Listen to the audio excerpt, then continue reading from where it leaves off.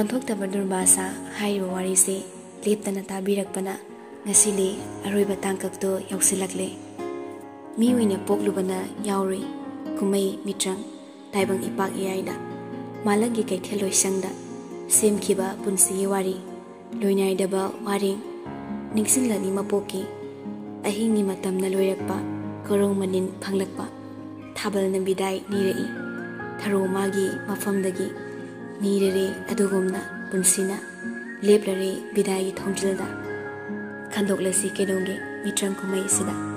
saruk yaba kumai roisa semlo anauba mapok piro bidai anganba yuki punsido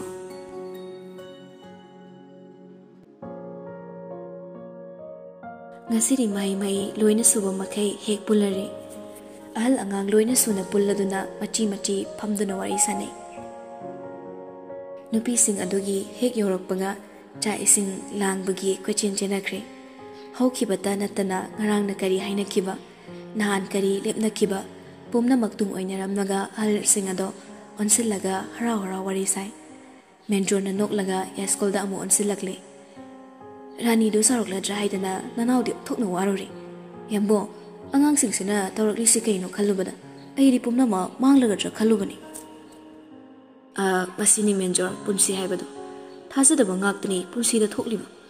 icha oiraso miyoibani makhoisu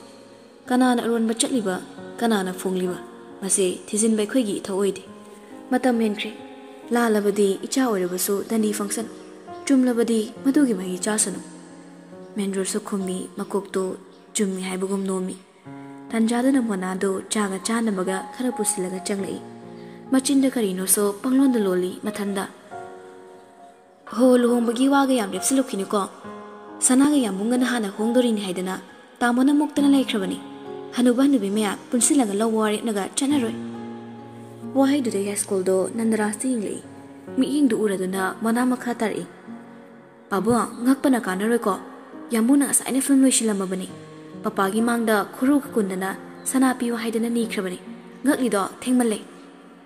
Ngang Changsilak Laga, Cha Amadi Chanabado, Amamam Tamli. Adugatongan Basopa Amada Pamiba, Mapagi Nang Changsilaga Pami, Laklibani Magso, Machani, Kayam Kinabo, Maroni. Adubo Man Hirambibo Haidada, Yasko, Chado, Tamna Lokalaga, Momonok directly. Kalumaga, Oyakpaga. Chapchai haiduni ichana khuru khurum labanina numit afaba miyenglaga mapasu bhakti katpa yokselakpa tari nandraso noklaga khumlai madu mangairi yambu si haiduna maso mamongna pirakpa chana thaknabado mhauktangi menjor so hoi mai hairodre nokmi makokto nomi ningamdaba pindaba matalai trabagum machan hek chapu silakpaga nandrasi yinglibani managi mapado Mani yinglibado atay karigi natti machagi makhut chabra chadabra yinglibani magi matawdo nanda sukhangi karamna sukhangloi mayamna umsilaga wari sakringe cheraktuda tapna onsilakla gairi isordi bapna sabani chatnabi haibadumadi miyoibai khoina sembani khut chadrabadi magase mangi haibani asuk singlaba kanglei paki mitei phurupki I amabo aina amangmani hairaga inthopagi hak leite Nungsi chanana hingba pamlabadi chanabi kharasa semdokpata ngaifadi khallagane nasengi maikidagi semdokjabani wahaiduda monagi mapado waringangda nandagi saganda popap tharai monasu nokmi mapagi makhutta konsilaga hairai aina haidri ipa papa hoina aisiamluna tawi haidana nang nangamli chathoi chanabi dagi so ichana ngamli si hainaga mapa machada nokmine Asumna layingi tanjadunani laymana mapiyap katuna ta changlakpado tungdana ton pakhana inarakli narui haisabatani changlakpaga hairai layramliba mayamtro ansilaga Hey noina tawise kaino adu wakhal taraba noina tawningbada tawraklisi ahal pandi siro nahandagi nakhoina ingonda tahaliba paw mayamsi karino nakhoi sidi hanubi aibu halagi haiba natro aibu halagi honariba natrane Mayamdo tumin lainabada Yaskulna tapna hairai phamlambadagi hawgalaga Hakjang sungamdi hai imabu ngayakto pathabiyu adumna sawgalabadi kadaidagi yani tik launa kallaga nachana su mayamse senaraga legedaba imana chang suana bo nabigano lay mana khumge torokpaga tona tungdagi hairi khara hayo pabo hidak chabagi matam oiri adubo ngasaidagi angang machado no kaichen chen lerini school na khumbagi matam ga pidre lay maso tonda thon silaga chaisili hainu tareng ima iben sadana legano aigi michang khara changa drairaga nangsu mayam siga chap manarakano hidak cha se haibabu mayanga manaba kobra hidak cha dadi kamaina ba phadoiba sauna maram sawaliba hanu thaksila naraga warise bobok mathana natro ai suwabu diwai haujiktagi hauna hagi seba tawba taladi kamdawni asu gyan tadaba aigi charisi singsibo karamna tawgadori basibo sare pharaba makhoisi thadokani khanbada kamla kuru karaba hanubi aise khuyatu sina siba ngamdoi dori hei hinu tareng law hidak chagi law swaida kuina leragane bp wangnabani amada amo thokto onsilna nganglamnaga lay manu mang tharaga thongkhre tonsa monada michi khachilamlaga makutta pairiba guli charongduga leimagi tung inakre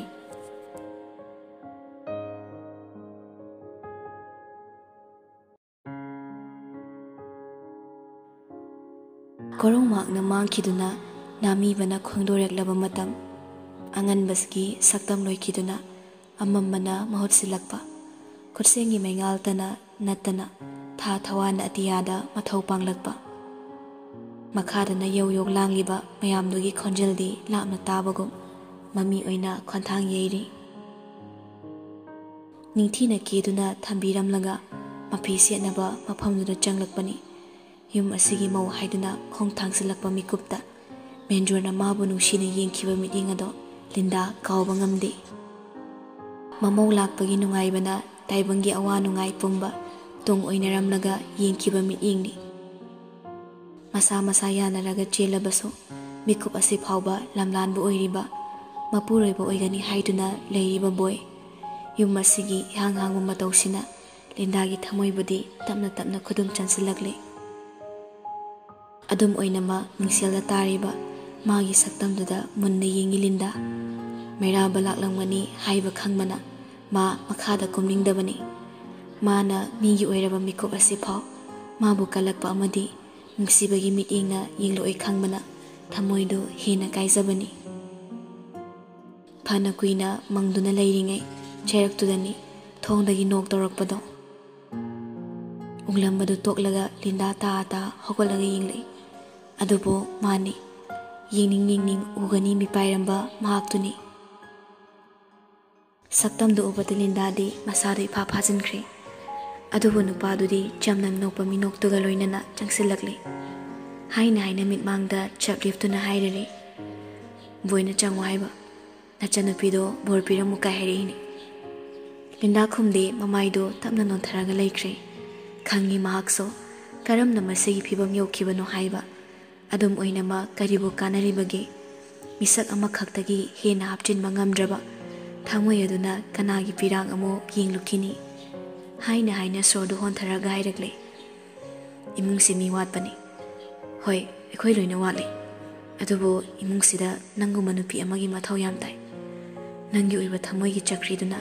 aigi marup ki punsida awawadi piganu linda ai khangi ai loina khangi aduga amukso ai khangde ai sananata kanasu khangde manatana kanasu ai thamoi mitna yeningde taibang mapuna aidi ma khaktagi oina semduna tharakpa jibani magi pamada pinaba magi ningai innaba makeup si phauba aibu haisingda tahanbagi atrakaino nangi thamoi singnaba nangi wakhal jamnaba nangna nungaina lekhinaba wahaiduda lindado nokmi torakle nokchabatani mamitudi pirangna phonuluplami waroba nungsiba kaina maichak ihul pumna mapuraba thauraba miding amana yengduna hairai khonjel nikna nungai ba haiba wahaido ifamdadi nahakni aisu nangbu nungsi sanana nungshibadudagi tadana ainasu nangbu nungsi khenari ba haibabu aigi nungsibadi naitom taba nungsibani sanagi nushibana nangan piran pai kibagi maramdi nahakni yamungna magi maikeda lepkibana ai landagi mai leituna chenbani warido amaromda laklabada meraba makha taningdre asumna leibadi phajatre khan hoi mai haida chatlage khana mai le thoropani Linda do pakhana ta ta adubu yambo wafamu mata wahaya mata thamoi na ningliba asimata lepna makthongbo ayu haiduna asimatangdi mai le ruba nupa do tapna mungai silaklaga Linda de yinglei mera babu yinglibagi mate Linda kaphen jilagli karigi su chakloi ahan ba thengna ba mikup tu dagi thamoi da ta khiba nungsi mami anam kan manupa oirambana thamoi khutum sudana khangauki pirang na laksilaklaba pongninga do tamna phatharanga Linda mamito theno isilaga haire ai mukki mapo haibaduna leramlabadi ai sana hoina pokjagi masi matangdi yamungna yaba pipiram asok thamoi kan branakse asok nushibra mahakpo wai do haikibaga pakhum amadi pirambadi lairdana mairaba thunamak maileiduna chatkre matawduna takli maongduna hairi kanana so magi sanagi mahotsin mangamlaroi marul amata lolondrabaso hinglamba miingduna hairamli mapok chama chama leirabaso magi sanadi amakhaktani adubu hanjin hanjin kai hauri thamoi madi kai hauri mairaba chatkibaga kaphen jilakle mahak phajin mangamda khonjel thoklabani mairaba thokraba matung changsira changoisira khanna leirambani thongjil marumda adubo Lindana kaphen jilakpadada boyararoi khan tapmi tapli changsilaklaga hoi mai haida Lindabo tamna chingsilaga concentre mabu kolaklibado boyni haiba khangi adubu Linda inthokti thamoido achak pen mankibana maso makut ani changna boyde china konsilaga kaplakle mamaiso mathado silaga laisina kappa kayarak themkre hanna hanna mabu konsilaga adogumlaba mikup singdo boynungai phum khangde thamoida waba ma kolaga mabu themkiba ngaktani adubu mikup sidadi ma chaina phaude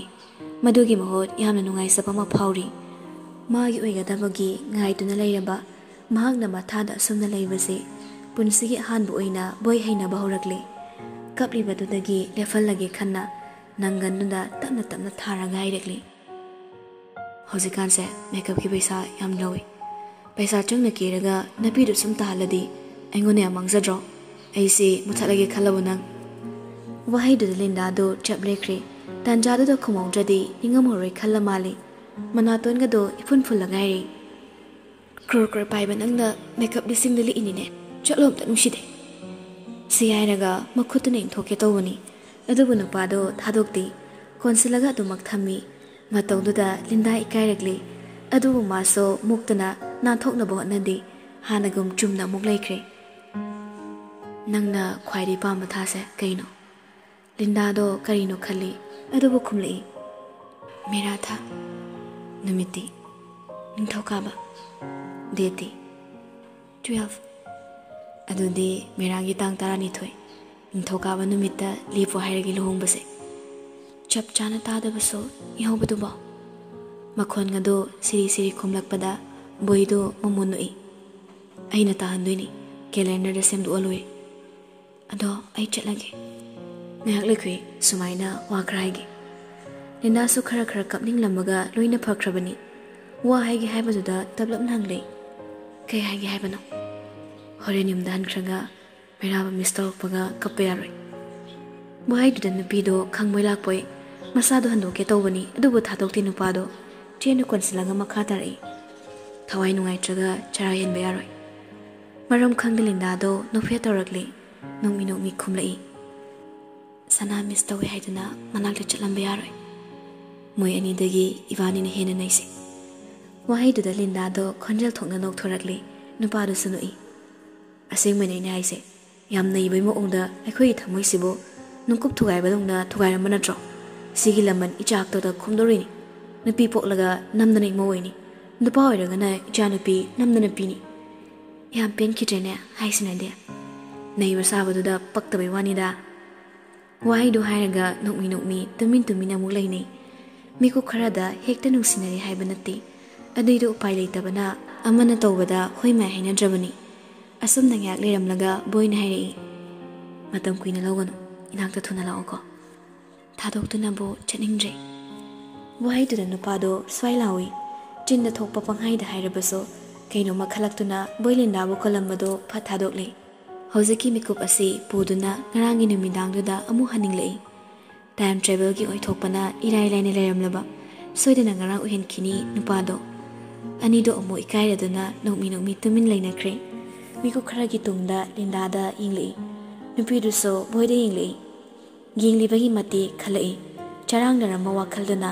leita khibada thamoide ningpun solibo wahido tarai aigina haidana inakti lebribnangsa sana oiramnabadiko maike amadagi thamoina susoli asegi mangda lebriba naksina yamung oiramnabadi pokpagi mai haibado yalamganiko wai singado sonbada maksolami aroibo ina punsi aroibo oinaba wakhaldo khalamlaga laibakta tambiramlaba mangonda momonokna yingi nupa maso amhani laibakta tamlambi punsi khongloi oigadoriba mangonda thawai tawa midyeng ama kufet kafet inglei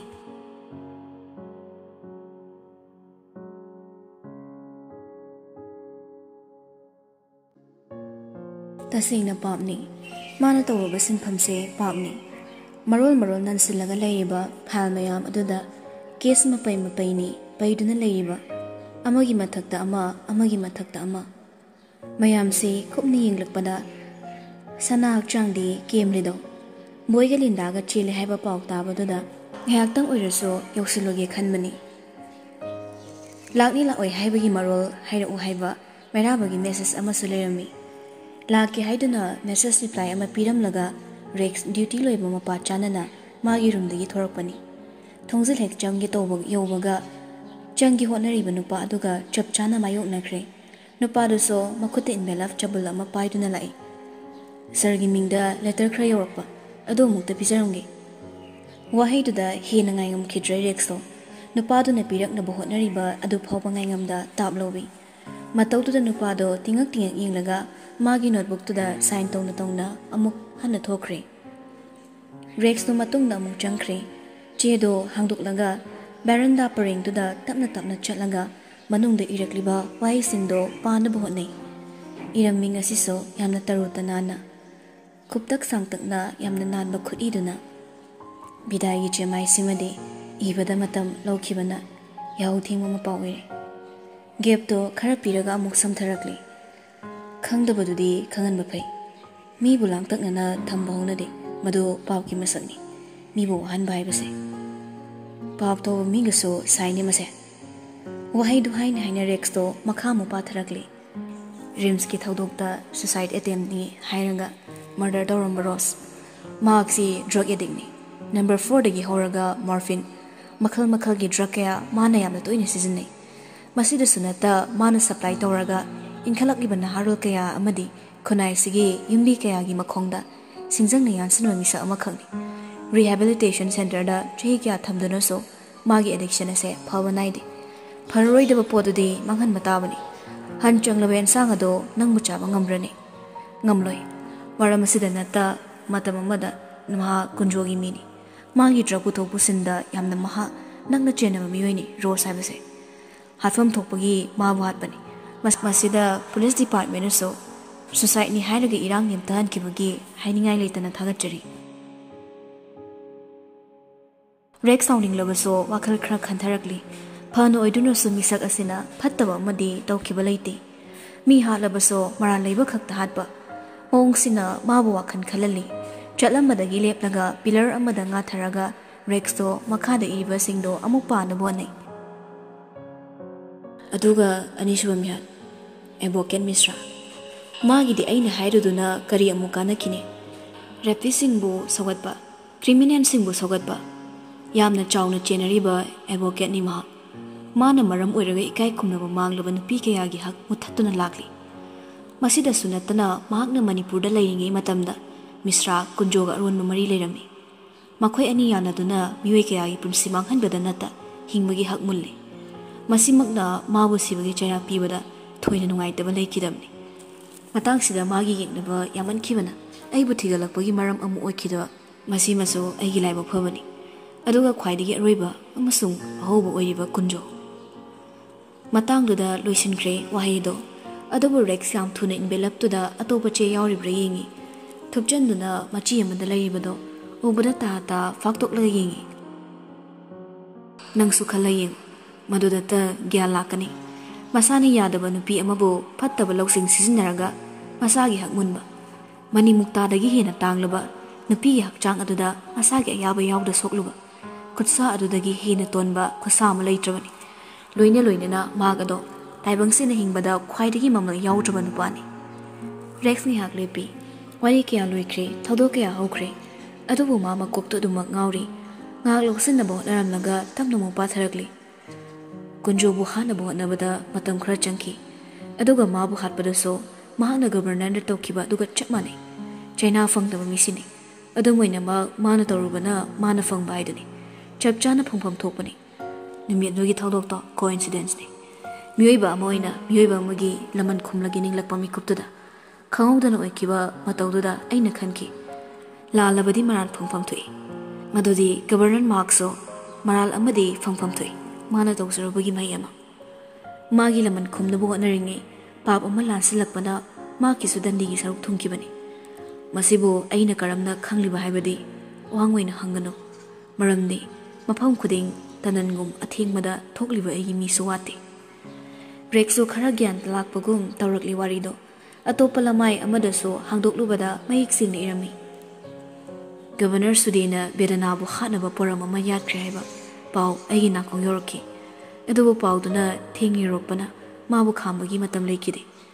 laibok phabana mabu lambida thatlaga magi lakminaba miwising aduga manaraga gyan manghanaba maiku sizinaduna mabu gyan manganki adubu hena chingnadanaba haidana magi khongburu eduso hatpada taki loina na mabu mafam adudagi puraklaga bedanabu hatlamba mafamduda thambani nimituda kunjogi aroiba miku amas oikibana chanana makhoi ahumma gari manungduda thamlambani governor budi hatke haiba thorang tokide mana gyan tarakpado lapni yinglaga mana mafamdudagi chenkiba matamduda langlaninjise taraine fangkidanaba gari ado mai chaklaga mangnaba sinduna thamlambani Rex store mapi amon torakli ma sorhongani haiba kaurubani mikup kharadi mitmangda fan chongthorakli wahai kya kunjo hatpana mitsida thazadana lakpa sudena beda bu hatkadori haiba pausida adu maksimkibani aduga sudebu thadoklamagi maramna mafam khangna sikhragadaba bedanagi langlalangsin phangnaba makhongna thongna changduna masana maral ya sakhinaba adubu ona tainabada muktuna anam kallaga laikibana pumnamakse oirakpani haiba adubu bomsigi matangdi palamdre masi made rotpo ina dumak laikre karamna thamlibo haiba wanga madi lehore adumoina mak oiba yabo wari amana nanrasta sinakiba yumado high school amadi sudena pibani masida saglotpa mahakna karamna thamkiba haibadudi mathanna yiwari oiduna tokle asumna sum yengrakpada roiba mayek aduna iramliba wahai mate khrado amu pathai chayet naraba mikup khara khudoloina tamkiba madugi na mangak pigani thaudo khuding isagi khut yaukidamana hai singlaba domna aibu phawa ngamkidamani yathang khaktani aina tawkiba aigi koktagi thorakba wari singado aiga naknaba kanara sinaraga pakthongan bu oibana matik charaba police officer nangna igi langlalangsin phangmangamdabani adubu wari khuding ichumchumna chatkani haibadi leite chayet naraga loishinkiba wari kayagi manungna masisu amani khandokpio roiboina haizagadaba wahidi nangna haiba achumba mangni ka amada khwaidagi mong hadaba mido cheksillo si haidina loisinkhre warido gyan taraklaba mikupsida Rex ki pakumas amaso phongbiramle madudi aroibada hairiba wahaiduni ka amada mong hadaba mi lairunu haiba waisi mana mairabada haikiba wahini adubu Rex phingat kidre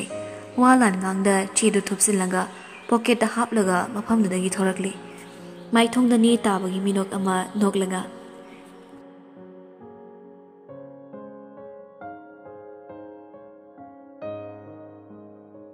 loisilakpada laimaido ningthije pamuna likna yeng laingba waring loikrani khallubada mipaijai amuksu idom kapchai mapung pharaba waring sing adubu yenglaga se sina nangi kamaina haine hayune haibrengeba piriba chocolate to lauranga angang du sai Kaka Mairabaga Nine Sanaga Queenie, Moini Queenie. Why do the lies at the Nokche? Angang Panadi Yamli, Mana Comlaga, why is Wahaya Liba? A chapo to Piraga, why do Tiliba Mayam do the Sandok Lunabani, Mana Torido? Quagi Mata Uiba, Mika in a Changadaba, Flora Dudani, Mapamado, Angang Ayambadi, Matang Matang Chocolate Amamam Lauraga, Kaka Mairabaga, Nine Sanaga Queenie Haidana, Lau Laudun Chen Crabani. Kara Mana, Liza chocolate yenduna, why do Haili?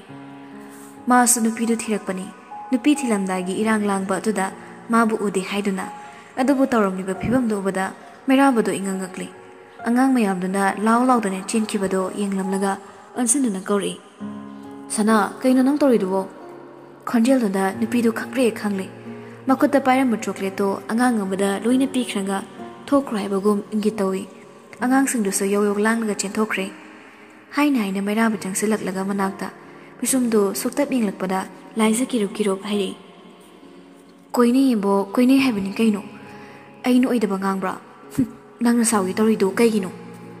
I know Kadala Sorrow giver. Pisum Suidi, sorry na drop. Why did the oil Malay, Mairaba Naxinaram Pisumdo, Kangla Laptone? Adobono Pido de, Sorrow with the Ningla Dunai. Asibanu Shikaina. Koini pointing the Mana hero Saranga, Ayu is a have Sadana. Yari Bungo, Nangase Kainarami. Say Hanaga lies a door, Pet Hido Laga Chaki Tawi. Adobo Kango de, Mairaba no Kodang do Ta Pakri. Aduga, Tapna Chingli Hanga, Teres Lomda, Preparatory. Mato Man the Manupas Nakari among Tora Kadeki Kalubada, lies a de Mamit Mana, Langtoktuna Yingli. Haibuga Towaga Mairaba, lies a Gimakoto, Patadok Laga. Makut Aniduna, Jima Mea the Tamlaga, Conjel Hong the Lorry. Mairabaga Sanaga Queenery. Lekai, Mairabana, Sanasiam Nushi, Sanaga Queenery.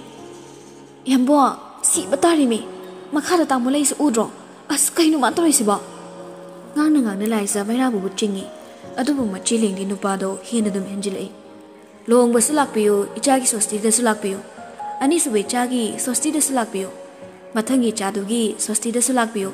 Marisube Chadugi, Sosti the Sulakpio. Mangasube Chadagi, Sosti the Sulakpio. Nantana Barton Chachari. Ivania Mushinaze. Merabaga Sanaga Queenere. Matauda lies at a pit and bring chongli. Haibaga Tobaga, Gate the Leplaga, Boy Mamana Basinga. Marisa to Naleramba, Leodo, Matak on the Yingli. Kodang do Paiduna, Makada Satpak Merabana. Mikukrasida Anido, Angang Macha Ole. Mabung no Ukre Kangmana, lies away my Hiram the Labani. Adobo Karinguma Maning Singlactuna, Tablam Nairi. Atoyambo, Angang Mangadi Yamali. Kanging Tora Inupado, Kirup Yinglaga, Lairamado, Mado over the Momono E. Makoktilit Katuna Yingbada, Leodo, Makoiram the Yinglamdre.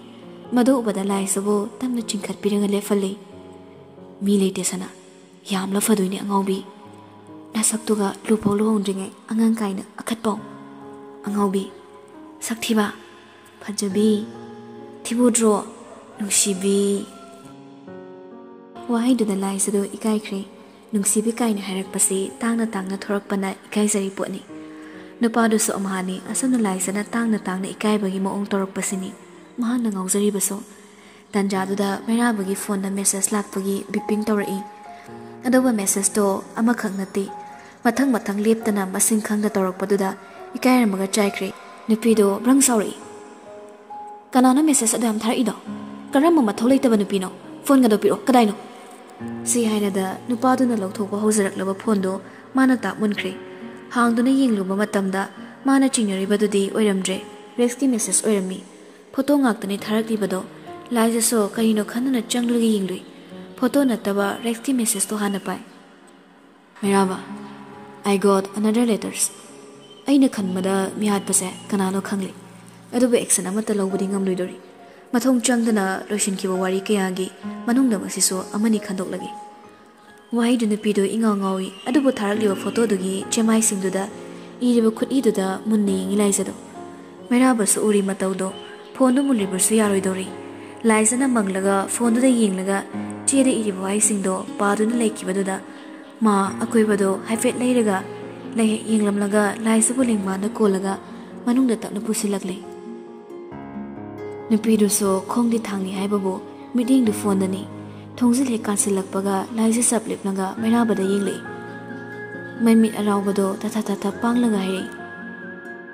खुदीसी नंगिनी नंगी diary पाबदो सिगी खुदीसीदा इबनी नंगी खुदी अनिमक इबा हेबनी अदुगा इंगोंदा तोइने चिठी मयेक थारकपा खुदीसीसो असिनी बसंत रास्ता कुसुमे पिरकपसो असिनी यंबो नंग नंग नंग हाइबो वहाइदुदगी मखा ताबा ngamdre nupido adubu nupado kaisu kumrakte wa lariba adomda laisabo thunamak chingsilaga thamli machinba karak mamitto tathak tathak mabu yengliba mikup ama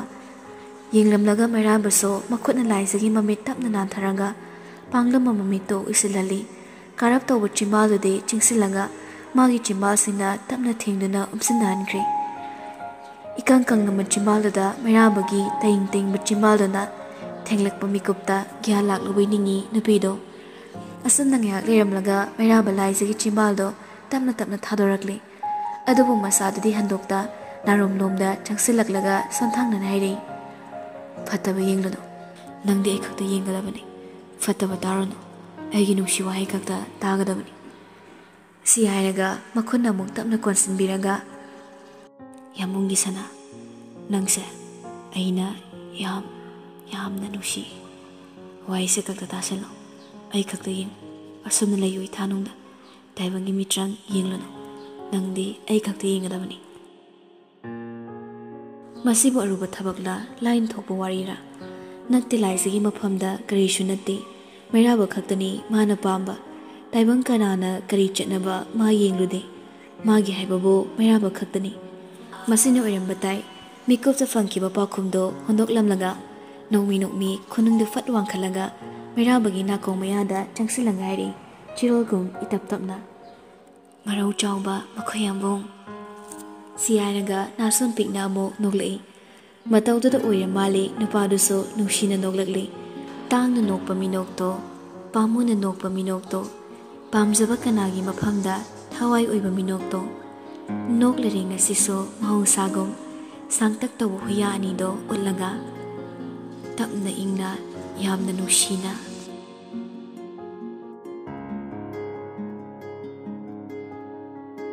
Lonthoktaba Durbasa haiba warisi matang sida loisinjare mathangda amok masidagi hena nungaiba hena phajaba wari ama mo puduna lakpa ngambu aijage aduga akhoi wari sibo hobadagi leptana tabiriba support tawbiriba listener pumna makpuso amuk kana writer narrator amasu channel asigi maikeidagi thagatpa phongdokjari adubo ngasigi oinadi mayamdagi kainanabagi yathangadu laujari